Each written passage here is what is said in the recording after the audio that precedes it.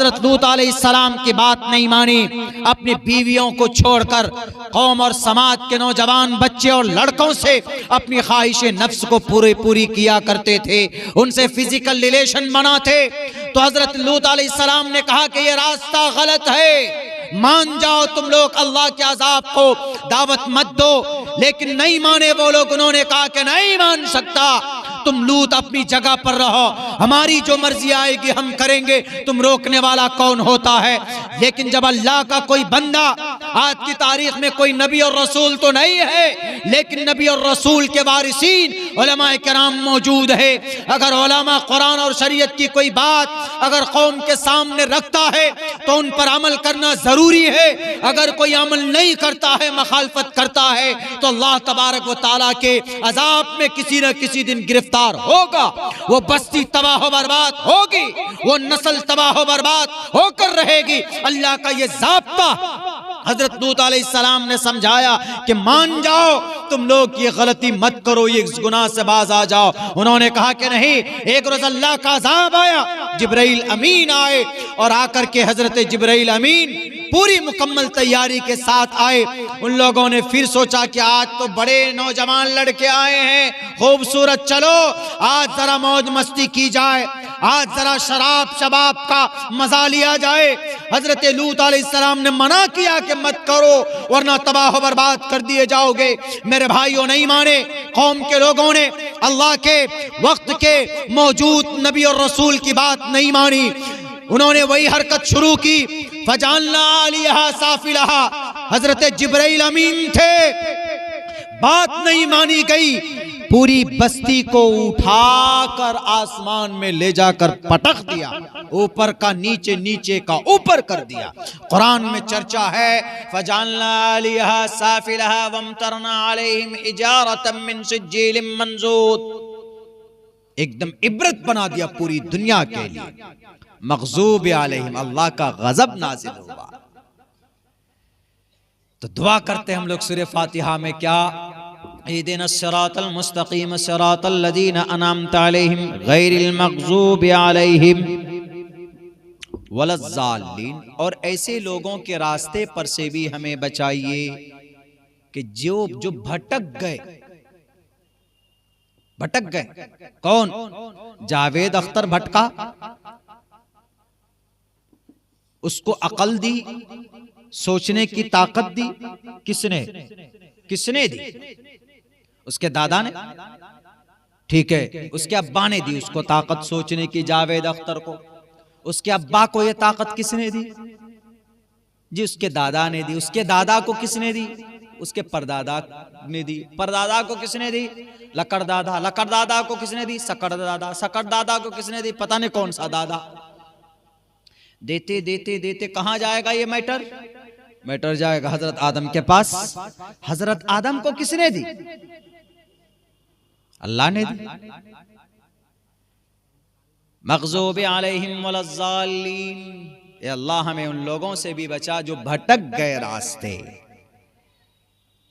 कहते हैं जब आदमी ज्यादा पढ़ लेता है तो रास्ता ही भटक जाता है, फिर मुर्तद हो जाता है, एथीस्ट हो जाता है, खुदा को नहीं मानता। वो कहता है कि हमारी अकल सबसे बड़ी है। अकल किसने दी? कम बखत।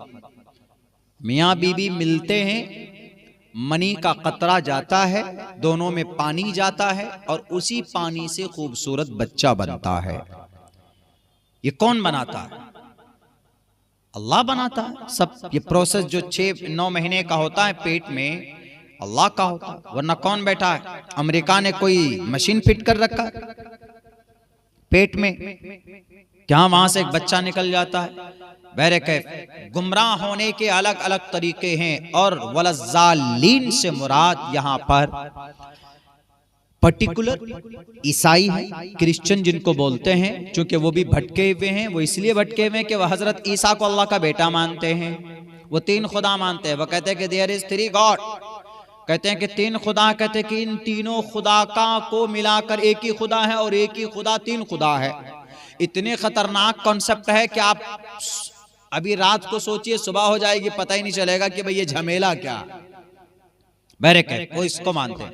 खैर हम लोग सूरह फातिहा में सूरह फातिहा में हम लोग ये चीजें पढ़ते, बताइए इतनी छोटी सी सूरत है, कितनी अच्छी अच्छी बात है। और इसी सूरत के बारे में हमारे हिंदू समाज के कुछ नफरती लोग कहते हैं कि ये सूरह फातिहा नमाज में पढ़ते हैं और ये सूरह फातिहा पढ़ते हैं तो जिहाद की एनर्जी आती है इनमें। नमाजें में पढ़ते हैं ना सूरह फातिहा, ज्यादातर हम लोग 24 घंटे में जो 5 वक्त की नमाज अदा करते हैं तो तकरीबन हर रकात में सूरह फातिहा पढ़ते, हर रकात में पढ़ते। और सूरह फातिहा के अंदर में अल्हम्दु अलिफ हमजा से लेकर नून तक कहीं पर भी एक भी जुमले के अंदर में कहा है कि अल्लाह हमारी मदद फरमा, हम जंग कर रहे हैं, ए अल्लाह फला को मार दे, फला को मर्डर कर दे, फला को जहन्नम भेज दे।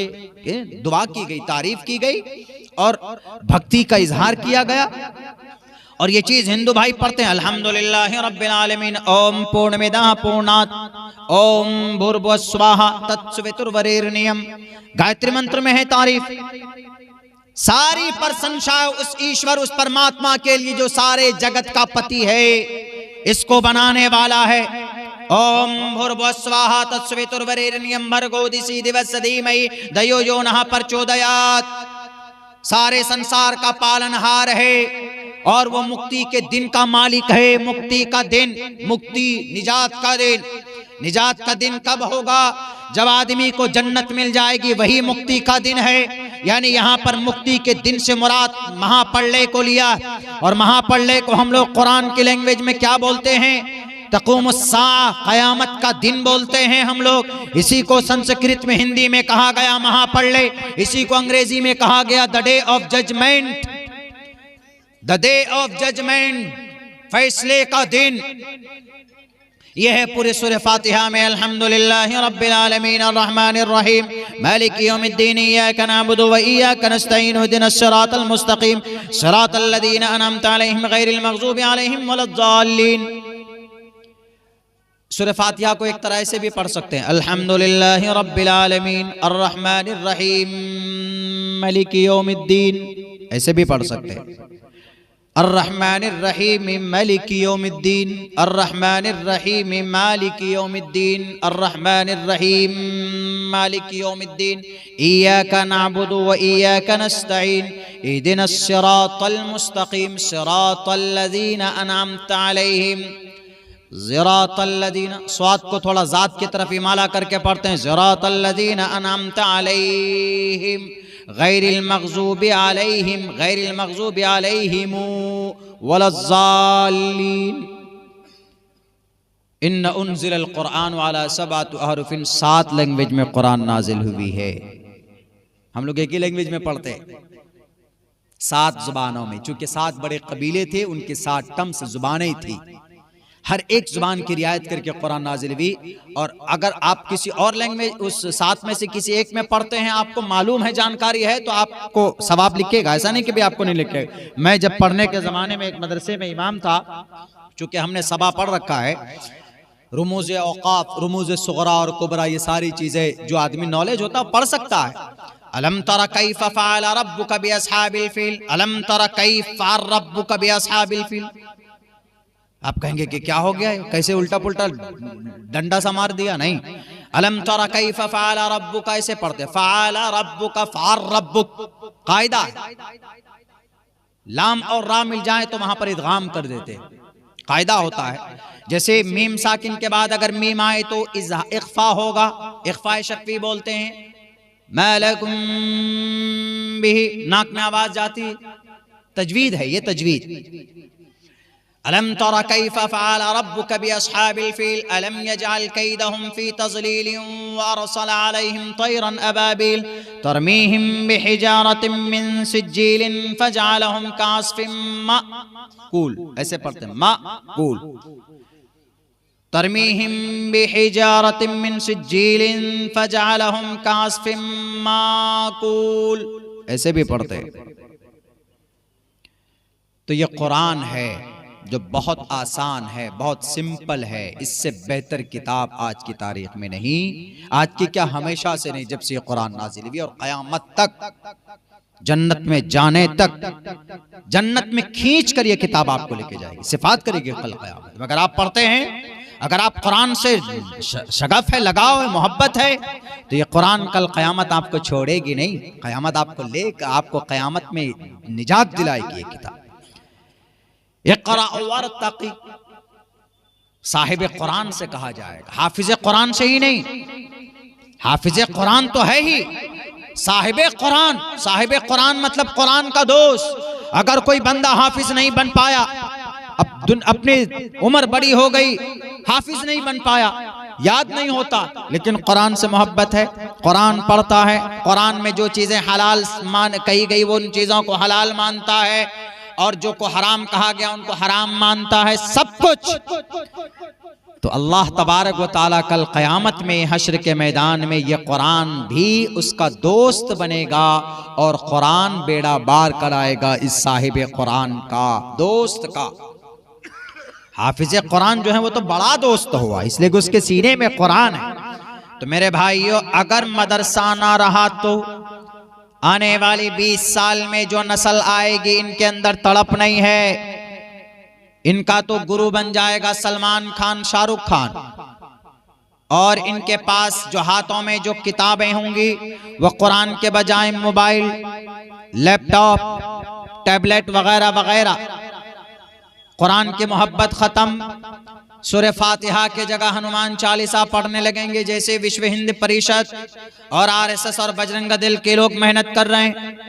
अभी आपने देखा होगा कि कितनी ही दर्दनाक एक बेचारा, मेरे ख्याल से 65 या 70-75 साल की उम्र का एक बूढ़ा आदमी, दाढ़ी सफेद है, उसको पकड़कर 4 जालिम हराम खोर रावण की औलाद, हिंदू नहीं है वो, मुसलमान भी नहीं, हिंदू भी नहीं, क्योंकि जो सच्चे हिंदू होते हैं वो मर्यादा पुरुषोत्तम राम को मानते हैं, और रामचंद्र जी ने किसी इंसान का एक कतरा खून नहीं बहाया, किसी मासूम इंसान का इस जमीन के ऊपर। आ जाओ बैठ करके मुकाबला कर लो, बता दूंगा। रामायण पढ़कर, रामचरितमानस पढ़ लो, तुलसीदास की रामचरितमानस पढ़ लो, रत्नाकर डाकू वाल्मीकि रामायण, जो एक किसी जमाने में डाकू था लेकिन राम के नाम पर वो महान बना, वो वाल्मीकि रामायण पढ़ लो। कहीं पर भी किसी निहत्थे को मारा गया हो, राम के नाम को बेचकर खाने वालों, राम के नाम पर राम के नाम को बर्बाद करने वालों, अगर कोई राम के नाम का नाम लेकर अगर किसी 75 साल की बूढ़े आदमी की दाढ़ी को काटता, दाढ़ी छील कर, देखा होगा आपने, काटा गया और नारे लगा रहे जय श्री राम, जय श्री राम। शर्म करो, रामचंद्र जी ने नहीं कहा कि किसी मुसलमान, कोई मुसलमान मिल जाए तो उसकी दाढ़ी पकड़कर काटो और वहां पर जय श्री राम का नारा लगा। एक एक का सवाल होगा, तुम जालिमों का परमात्मा करेगा। युनः पिता जनिता युविधाता धामानि वैद भुवनानि विश्वा युदेवानाम नाम दायक इवतम संप्रश्नम भुना यंतयन्या। मैदान महशर के अंदर इंशाअल्लाह हमारा अकीदा है कि तुम्हें भी भले ही 7 जन्मों के बाद तुम्हें जाना पड़ेगा, स्वर्ग और नरक का फैसला तो होगा। लेकिन अगर किसी मासूम निहत्थे आदमी को मारा है, किसी को तकलीफ पहुंचाई है, टोपी और दाढ़ी के नाम पर, वो बेचारा 75 साल का बूढ़ा आदमी क्या कर लेगा जी, किसको मार देगा? लेकिन उसको मारा गया, उसके दाढ़ी काटी गई, बताइए उसकी आंखों में आंसू थे और उसके माथे के ऊपर में तिलक लगाया गया। आज तक पूरी भारत नहीं, पूरे दुनिया के अंदर 55 ममालिक है, मुस्लिम कंट्रीज है। इन मुस्लिम कंट्री में जहां हिंदू लोग रहते हैं, क्या किसी हिंदू को जबरन उसके सर पर, उसके चेहरे पर दाढ़ी लगाकर, टोपी रखकर कहा गया कि तुम सूरह फातिहा पढ़ो, तुम कलिमा पढ़ो? किसी को नहीं कहा गया।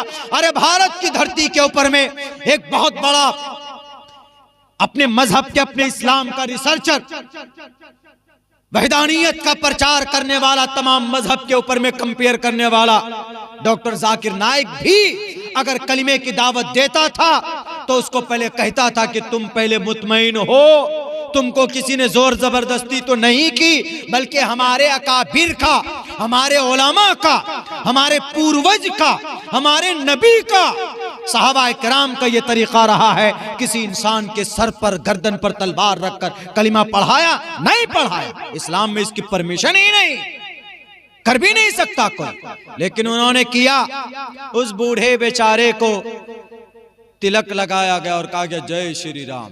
क्या राम इससे खुश होगा? बिल्कुल नहीं होगा।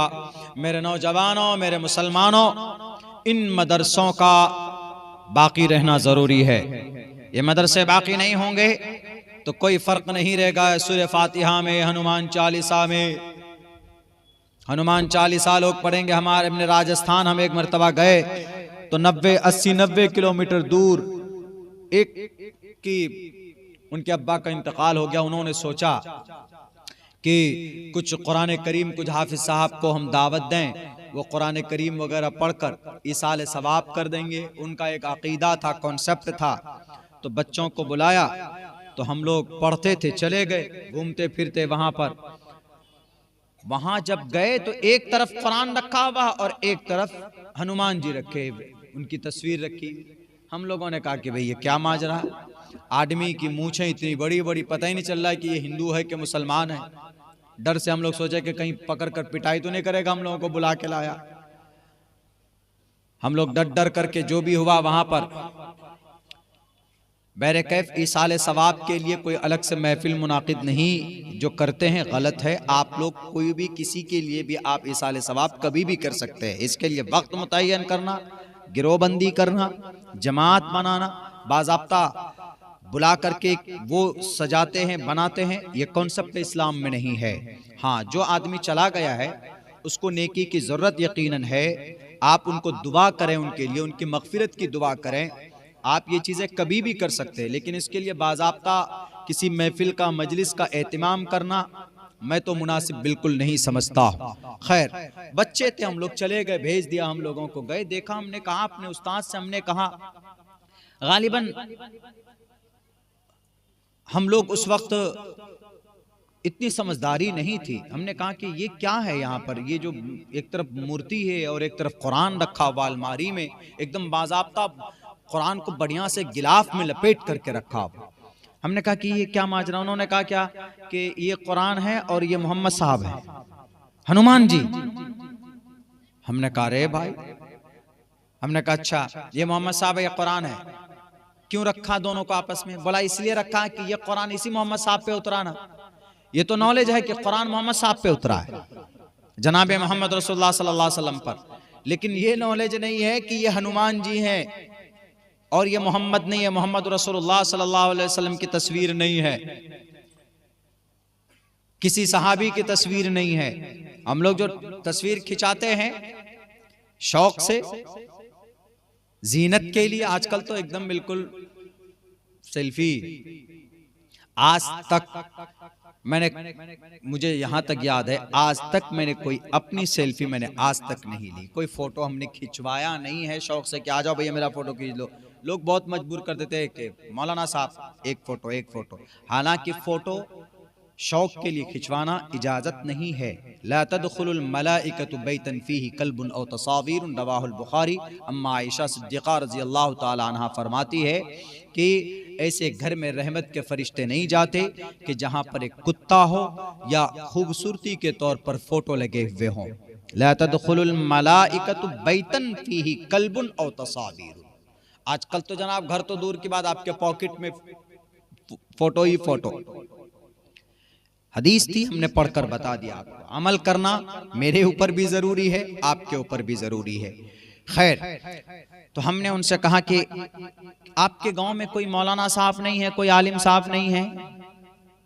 बोला मौलाना आलिम तो दूर की बात। बोला हजरत इस शेख मोहतरम, इस पूरी बस्ती में एक भी मस्जिद नहीं है। बोला हमारी उम्र 50 प्लस है और हमें पता है हमारे अब्बा भी अपनी जिंदगी के अंदर, वो तब से लेकर आज तक उनकी भी जिंदगी में कोई किसी आलिम साहब को, किसी मौलाना साहब, कोई हाफिज कारी इस गांव के अंदर पैदा ही नहीं हुआ। राजस्थान जाएंगे आप, आपको मिलेगा वहां पर एकदम रेगिस्तान है, 100-100 किलोमीटर दूर कोई बस्ती नहीं है। अब बताइए, अब वो नस्ल, एक नस्ल तो चली गई। जाहिर सी बात है कि ये बात उनको उसके बेटे को किसने बताई होगी? उसके अब्बा ने बताई होगी कि बेटा ये कुरान है, ये हनुमान, ये मोहम्मद साहब हैं, इन पर मोहम्मद साहब पर ये कुरान नाजिल हुआ। दोनों की तस्वीर एक जगह लगा दी, कुरान एक तरफ और हनुमान चालीसा, ये हनुमान, श्री हनुमान जी की तस्वीर एक तरफ। अब वो अपने बेटे को बताएंगे। खैर वहां जरूरत कोशिश के बाद एक छोटा सा मकतब शुरू किया हमने, मस्जिद में नहीं, मकतब शुरू किया हमने। मतलब एक मकतब की शक्ल दे दी, मस्जिद की शक्ल दे दी, उसी में मकतब भी बच्चे पढ़ते और नमाज भी वहां पर होती। अभी गालिबन कई हाफिज कुरान उस गांव के अंदर है। तब उनको बताया गया कि ये जो है आपने जो वज्र लिया हुआ है ये हनुमान जी हैं, वो हनुमान जो श्री रामचंद्र जी की मदद के लिए आए थे, और ये जो कुरान नाजिल हुआ है वो मोहम्मद रसूलुल्लाह सल्लल्लाहु अलैहि वसल्लम पर नाजिल हुआ है, और मोहम्मद रसूलुल्लाह की कोई तस्वीर नहीं है। कितना बड़ा काम हुआ मकतब से, मदरसे से। आज हम लोग मौलाना लोगों को समझते आ रहे कुछ मिलता नहीं है, टोपी दाढ़ी लगाकर उछलता है। ये इस वक्त उम्मते मुस्लिमा की पूरी दुनिया के अंदर सबसे मजबूत जमात कोई है। मुझे छोड़ दीजिए, आप मुझे पागल दीवाना कहिए आप, मैं आलिमों में अपने आप को खुद शुमार नहीं करता हूं, मैं एक तालिबे इल्म शुमार करता हूं। हमारे ये उलमा हैं जो मदरसे में, चाहे मदरसा छोटा हो या बड़ा हो, जो कुरान पर, नूरानी कायदे पर, अहादीस पर जो मेहनत करते हैं, इससे मुकद्दस जमात खुदा की कसम कोई नहीं है इस वक्त। अगर ये नहीं, ये आज भी चाहें तो अपनी जमीन बेच करके एक बढ़िया कारोबार कर लेंगे जनाब। जिनके पास पैसे कम है, कुछ ना कुछ तो है, जमीन बेचकर कारोबार कर लेंगे, दुकान में चले जाएंगे, यहाँ गेराबाड़ी चले जाएंगे, कटिहार चले जाएंगे, अपना आराम से मौज मस्ती करेंगे, ये अपनी ऐश की जिंदगी गुजारेंगे, कारोबार चलेगा, छोड़ देंगे। क्यों, क्या जरूरत पड़ी दर दर जाकर चंदा करो जी, बातें सुनो जी, कुरान की तालीम भी दो और दूसरों के ऐसी ऊंची नीची निगाहें। अरे मौलाना साहब, हमने बहुत देखा, जिसकी नहीं चलती है घर पे वो आकर इमाम साहब पर या मौलाना साहब पर धौंस दिखाता है, जिसका कुछ नहीं गांव समाज में वो आकर चीखता मदरसे में, मकतब में। नहीं मेरे भाइयों, जब भी कोई आलिम दीन, जब भी आपके गांव के अंदर में कोई मदरसा या मकतब चल रहा हो तो वह आपके गांव के सबसे पवित्र जगह और सबसे मजबूत जगह है। मस्जिद तो है ही, इन्ना हब्बल बिलादि इलल्लाहि मसाजिदुहा व अबग़ज़ुल बिलादि इलल्लाहि अस्वाक़ुहा। मस्जिद तो है ही अल्लाह को सबसे ज्यादा पसंदीदा जगह। लेकिन इन मस्जिद में इमाम जो आता है वो कहां से पैदा होता है? मदरसों से पैदा होता है। मैं हाफिज कुरान बना मकतब की शक्ल में, मेरी माँ ने मुझे पढ़ाना शुरू किया, लेकिन जब माँ काम काज में बिजी हो जाती तो एक मौलाना साहब, एक मास्टर साहब को रखे, अल्लाह उनकी मग़फ़िरत फरमाए, वो घर पे सुबह शाम पढ़ाते थे। उनसे हमने कुछ नाजरा पढ़ना शुरू किया, उसके बाद फिर वहाँ से आगे पढ़े, फिर मदरसे में गए, मदरसे में आना जाना लगा रहता था, तो वहाँ पर फिर नाजरा कुरान करीम पढ़ा। उसके बाद फिर किसी मदरसे में जाकर दाखिला लिया तो हिफ्ज़ शुरू किया, हिफ्ज़ मुकम्मल किया, मदरसे में कारी कुरान बने, मदरसे में सबाकारी बने, मदरसे में अरबी अव्वल ताशसुम हफ्तुम दौरे बुखारी शरीफ तक हमने तालीम हासिल की, मदरसे में तकमील उलूम, तकमील तफसीर मुकम्मल किया मदरसे में। ये सब कंप्लीट करने के बाद 14 साल गुजारे हमने मदरसे में।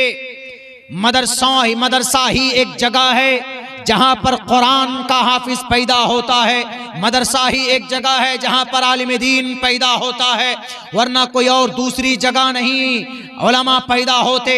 इसीलिए उम्मते मुस्लिमा के लोगों, अगर आप चाहते हो कि आपकी शरीयत और आपका कुरान और आपको अइम्मा मिलता रहे, उलमा आपको मिलता रहे, हाफिज कुरान आपको मिलता रहे, तो बिल्कुल आंख बंद करके इन मदरसों को सपोर्ट कीजिए। इन मदरसों में पढ़ाने वाले, जो मेहनत करने वाले हमारे हुफ़ाज़ और उलमा है, उनकी मेहनत और उनकी जो भी प्लानिंगें होती हैं और सच में कौम का दर्द रखते हैं, उनके पीछे कंधे से कंधा लगाकर खड़े हो जाइए। मौलाना साहब हम कुछ तो नहीं कर सकते, लेकिन आप जो मकतब या मदरसा चला रहे हैं चलाइए। हम कम से कम महीने के अंदर कुछ नहीं कर सकते तो 500 रुपए से आपकी मदद करूंगा। मेरे भाइयों, हमारे करीब में एक मदरसा था, कुछ लोग आपसी सियासत की वजह से उस पुराने मदरसे की ईंट को उखाड़ने की कोशिश कर रहे थे। एक रोज बात आई, हमने यही कहा कि खुदा की कसम इस मदरसे की वो तारीख रही है के कई हजार हुफ्फाज कराम को पैदा किया है। अगर आप लोगों ने सियासत को इस मदरसे के अंदर घुसाया, अगर आपने सियासत को मस्जिद के मिंबर का हिस्सा बनाया, तो अल्लाह तबारक व तआला इन मदरसों को बंद करवा देगा। इसीलिए कि जहां पर जिस चीज की, जिस नियामत की नाशुक्री होती है, अल्लाह तबारक व तआला उसको छीन लेता है। हमने उसकी अहमियत समझाई, लोग मान गए, अपने झगड़े को वापस लिया और फिर वही लोग मिलकर एक कमेटी की शक्ल में उस मदरसे को पोस पाल रहे हैं, उस मदरसे की आप यारी आप पाशी कर रहे। क्या पूरा गांव, पूरी बस्ती मिलाकर एक मकतब नहीं चला सकती? अरे जहां पर कुरान की तालीम दी जाती हो, अरे जिस कुरान करीम के पढ़ने पढ़ाने के ऊपर सवाब है, गीता रामायण को पढ़ने पढ़ाने पर कोई सवाब नहीं है, मंदिर बनाने पर कोई सवाब नहीं है, लेकिन तब भी उन लोगों का ऐलान होता है तो करोड़ों रुपए जमा कर लिए जाते हैं। और फिर हमारा मस्जिद और मदरसा अगर कोई बनाता है, कयामत की सुबह तक अगर वो मदरसा और मस्जिद इस जमीन पर कायम होगा तो उसको उसका सवाब मिलता रहेगा। अल्लाह के नबी की हदीस है, इज़ा मातल इंसानु इनक़ता अन्हु अमलुहु इल्ला मिन सलासा इल्ला मिन सदक़तिन जारियतिन औ इल्मिन युंतफ़उ बिही औ वलदिन सालिहिन यदऊ लहु औ इल्मिन युंतफ़उ बिही। आदमी चला गया लेकिन एक मकतब बना करके गया, मकतब में जितने बच्चे पढ़ेंगे, हाफिज बनेंगे, उनका सवाब उसको मिलता रहेगा। आदमी चला गया लेकिन मदरसे के अंदर में एक रूम बना करके गया, बच्चे उसके छत के नीचे पढ़ते हैं, या कोई आदमी छत के ऊपर पंखा लगा दिया, बच्चा गर्मी में हवा खाते हैं, कुरान की तालीम हासिल करते हैं। आदमी चला जाएगा मरकर, मगर उसका सवाब उसको मिलता रहेगा। ये मैं नहीं कह रहा हूं, अबू दाऊद की हदीस है। हजरत अबू हुरैरा रज़ी अल्लाह तआला अन्हु फरमाते हैं कि आदमी मरता है तो उसका अमल खत्म हो जाता है, मगर अगर कोई तालीम के लिए कोई व्यवस्था करके जाता है, या अगर कोई मदरसा बनाकर जाता है, या मकतब बनाकर जाता है, या उसके अंदर ताउन करता है, तो उसका सवाब मिलता रहेगा जब तक उससे लोग फायदा उठाते रहेंगे। अल्लाह के नबी की बात है। मेरे भाइयों, मेरे साथियों, हमारा मजहब तो फिर यकीन और आस्था पर ही है। इसीलिए आज ज़रूरत है कि हमारे उलमा जहां पर भी जिस एतबार से भी मेहनत कर रहे हैं, हमारे उन उलमा को सपोर्ट कीजिए खुदा के वास्ते। नहीं कीजिएगा सपोर्ट तो तैयार है कौन? पुष्कर धामी तैयार है। उत्तराखंड में 213-14 मदरसे बंद किए गए। बंद नहीं, सील, हैज बीन सील्ड। बंद तो चलो बंद कर दिया, जो आदेश आया खोल दिया, सील कर दिया गया, यानी उसको इस्तेमाल भी नहीं कर सकते आप। क्यों? पता है किस वजह से? सिर्फ इस वजह से कि इन मदरसों में, रीजन क्या, वजह क्या बताई गई? सिर्फ इस वजह से इन मदरसों को बंद किया गया कि इन मदरसों के अंदर में कुरान की तालीम होती। तो क्या हुआ जी? मदरसा है तो मदरसे में तो कुरान की तालीम होती है ना। भारत का आर्टिकल नंबर, भारत के संविधान का दफा नंबर 30 में है क्या? right of minorities, whether based right of minorities to establish and administer educational institutions। तालीमी इदारा मुसलमान चला सकता है, और अगर उन तालीमी इदारों में अगर कुरान पढ़ाता है और कुरान अरबी ज़बान में है, इसकी भी इजाजत है। All minorities whether based on religion shall have the right to establish and administer educational institutions of their choice। Committee के जरिए अगर कमेटी बनाकर चलाना चाहें, of their choice institution, all minorities whether based on religion or language। मजहब की तालीम देना चाहता है, कुरान की तालीम देना चाहता है, अकीदे की तालीम देना चाहता है, नो प्रॉब्लम, कोई दिक्कत नहीं। और हमारा तो अकीदा है कि हम दुनिया में आए ही हैं किस लिए? अल्लाह की इबादत के लिए आए ना, यही मजहब है हमारा। अल्लाह ने पैदा किस लिए किया? नारा लगाने के लिए कि नारे तकबीर, अल्लाहु अकबर। अभी त्रिपुरा गए थे, पता आपको, 20 गाड़ी 4 व्हीलर लेकर वो लोग आए हमारे स्वागत के लिए। 20 गाड़ियां, कम से कम 200 बाइक। हमने कहा what is need to arrange, क्या जरूरत है इसको करने? बोला मोहब्बत। खैर, उन लोगों का एक अलग वो है, मोहब्बत थी, लेकिन हमने उनको कहा कि इनसे ज्यादा जरूरत जलसा था तामीर मस्जिद का। तो हमने उनसे कहा कि बहुत अच्छी बात है, माशाअल्लाह, बहुत सम्मान देते। जितना भी आप पूरब चले जाएंगे, आसाम चले जाएं, त्रिपुरा चले जाएं, मिजोरम चले जाएं, मणिपुर चले जाएं, वहां पर उलमा की इज्जत बढ़ जाती है, उलमा की इज्जत और एहतराम बढ़, हुजूर हुजूर कहेंगे आपको, हुजूर हुजूर बोलते हैं वहां पे, बड़ा सम्मान। मतलब वो ये समझिए कि उन लोगों में बस दिल अगर निकलने वाली कोई चीज होती तो निकाल कर वो भी रख देते कि लीजिए चाय में फ्राई करके खा लीजिए। मतलब इतनी मोहब्बत करते हैं उस इलाके में। चले जाएंगे आप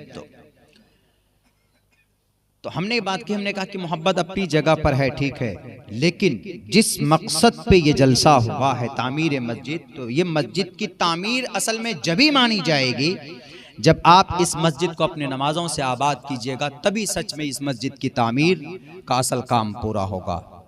तो ये चीज है। अब खामखा की आज हम लोग पड़े हुए हैं परेशानी में।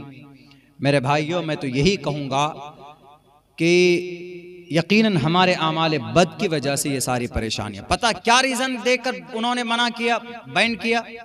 213 मदरसे हैज बीन सील्ड, बंद कर दिए गए, बंदिश लगा दी गई। कुरान की तालीम होती है, हालांकि कुरान की तालीम के ऊपर भारत का संविधान जब परमिशन देता है, उसके साथ साथ ये बात बताई गई कि इस कुरान में जो तालीम दी जाती है वो जिहाद की तालीम दी जाती है। कुरान में यकीनन जिहाद है, वजाहिदू फिल्लाहि हक़्क़ जिहादी वल्लज़ीना जाहदू फीना लनहदियन्नहुम सुबुलना, इस तरह के अल्फाज हैं। लेकिन इसका एक मतलब सिर्फ पैटर्न बयान करना, एक ही मजमून को बयान करना, ये तो बिल्कुल गलत है, नहीं हो सकता ऐसा। और उन्होंने कहा कि इन मदरसों में जो कुरान पढ़ाया जाता है इसकी तालीम दी जाती, जिहाद की तालीम दी जाती। अगर जिहाद की तालीम देना मकसद होता तो जिस दिन मोहम्मद रसूलुल्लाह को नबूवत दी गई उसी दिन से आप अलैहिस्सलातु वस्सलाम से कहा जाता है कि मोहम्मद, मक्का में अबू जहल, उतबा, शैबा, वलीद, हंज़ला, मुगीरा के चेले बात नहीं मानते तो आप तलवार उठाइए और उनसे दो दो हाथ कीजिए। क्या नबी पाक अलैहिस्सलाम के बाजुओं में ताकत नहीं थी? क्या आप अलैहिस्सलातु वस्सलाम के अंदर ताकत की कोई कमी थी? अरे रुकाना को तो चंद मिनटों के अंदर, चंद सेकंडों में उस जमीन के अंदर 60,000 लोगों के बीच में उसको पानी पिला दिया था। आप अलैहिस्सलाम के बाजुओं में 10,000 नौजवानों की ताकत थी, लेकिन उसके बावजूद आप अलैहिस्सलातु वस्सलाम ने किसी इंसान को एक थप्पड़ तक मारा। नबी पाक अलैहिस्सलाम को नबूवत दी गई, 13 साल तक आप यही कहते रहे। हजरत बिलाल हबशी को तकलीफें दी गई, नबी को खबर पहुंचती है तो आप अलैहिस्सलाम कहते हैं कि कहो सब्र करे। बीबी सुमैया के जिस्म के टुकड़े हुए, मोहम्मद रसूलुल्लाह ने कहा कि सब्र करो। हजरत खब्बाब बिन अरद को अंगारों पर लिटाकर भूना गया, मोहम्मद रसूलुल्लाह से कहा, मोहम्मद रसूलुल्लाह ने कहा कि सब्र करो। ये पैगाम देते रहे, बल्कि 13 साल तक मक्का में रहे, एक मजबूत जमात मुकम्मल हो चुकी थी। आप वहां पर दो दो हाथ कर सकते थे, आप वहां पर मुकाबला कर सकते थे, लेकिन अल्लाह तबारक व तआला की तरफ से ऑर्डर होता है। नबी पाक अलैहिस्सलाम अपने सहाबी के साथ मदीना चले जाते हैं। मदीने में भी जाने के बाद आपने कोई जमात नहीं बनाई कि चलो जनाब तलवार उठाओ, तीर तफंग भाले लेकर इन कुफ्फार का, इन मुशरिकीन का, इन यहूदियों की साजिश का जवाब दिया जाए। लेकिन जब नबी पाक अलैहिस्सलाम ने मुआहदा किया था मदीने में यहूदी से, 1.5 साल के बाद, यानी 14.5 साल के बाद नबी को इजाजत दी गई, नबी पाक अलैहिस्सलातु वस्सलाम को लड़ने की इजाजत दी गई 14.5 साल के बाद में। अगर जिहाद की बात होती, अरे 23 साल तक नबी इस मैदान में रहे, दावत और तबलीग का काम करते रहे, लेकिन उनमें 14.5 साल तक आप अलैहिस्सलाम ने किसी इंसान पर, तलवार तो दूर की बात है, आपने थप्पड़ का इस्तेमाल भी नहीं किया। पूरी जिंदगी गवाह है नबी पाक अलैहिस्सलातु वस्सलाम की कि किसी इंसान का एक कतरा खून तक बहाया हो। ये नासमझी की बात है, ये बेवकूफ़ी की बात है, इसमें मुजरिम हम लोग भी है। हम लोगों ने इस मजमून के ऊपर बयान करना छोड़ दिया। जनाब उत्तर प्रदेश में होंगे तो आप जिहाद के मजमून पर बात नहीं कर सकते, आप कुरान करीम के उन संजीदा आयतों पर बात नहीं कर सकते जिसके ऊपर एलिगेशन लगे हुए, जिसके ऊपर आरोप लगे हुए। डरते हैं, डरो मत, हक पर हो, कुरान के उन पैगाम को, उन बातों को लोगों के सामने में दिल खोल कर पेश करो जिन मजमून का जो सही माना और मतलब। इंशाअल्लाह जिस दिन मुसलमान इस फील्ड में उतर जाएंगे तो आपके कुरान पर न कोई पाबंदी लगा सकता है। एक इमाम साहब अपने घर में अपने बच्चों को नूरानी कायदा की तालीम दे रहे थे, नूरानी कायदा की तालीम अपने बच्चों को, घर के ऊपर पुलिस को खबर लगती है, पुलिस पुलिस फौरन पहुंचती है, उस घर को बंद कर दिया जाता है कि नूरानी कायदा में अरबी और अरबी का मतलब जिहाद है, ये मानसिकता बना दी गई है। इसीलिए मुसलमानों, जितना ज्यादा हो सके मदारिस आबाद करो, मकातिब को आबाद करो। अपने जेब खास से जो एक बड़ी रकम हम लोग खाने में इस्तेमाल करते हैं, वो इन मदारिस को आबाद करने में उनको आप ताउन पेश करेंगे तो इंशाअल्लाह तबारक व तआला वक्त आएगा हक परस्तों का। अभी देर है, अंधेर है, देर है, अंधेर नहीं है। वक्त आएगा ऐसा जरूर जिस दिन आपको कुरान और हदीस से बहुत ज्यादा मोहब्बत होगी, आपका अमल ठीक होगा, अमल अच्छा होगा, अकीदा मजबूत होगा आपका, तो इंशाअल्लाह 1450 साल पहले जिस अल्लाह ने मदद की थी हजारों फरिश्तों को भेजकर, वही अल्लाह आज भी है, वही अल्लाह तबारक व तआला का निजाम आज भी है। इंशाअल्लाह अल्लाह आज भी आपकी मदद कर सकता है, लेकिन अपने अमल को सुधारने की जरूरत आपके महबूब मुकर्रर आ चुके हैं। मैं अपनी बातों को यहीं पर खत्म करता हूँ। बहुत शुक्रिया, जज़ाकल्लाह। अस्सलामु अलैकुम व रहमतुल्लाहि व बरकातुहू।